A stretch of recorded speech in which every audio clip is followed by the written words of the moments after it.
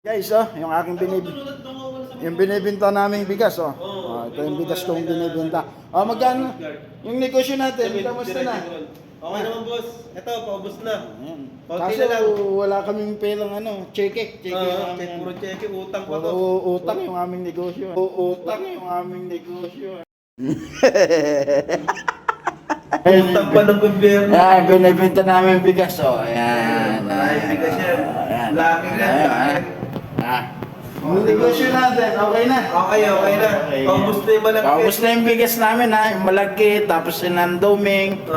Dinalado, meron din kami. Ayan, okay. Ayan na. Shoutout ka muna, Sinashoutout ko nga pala dyan yung mga kumakain ng sinahing.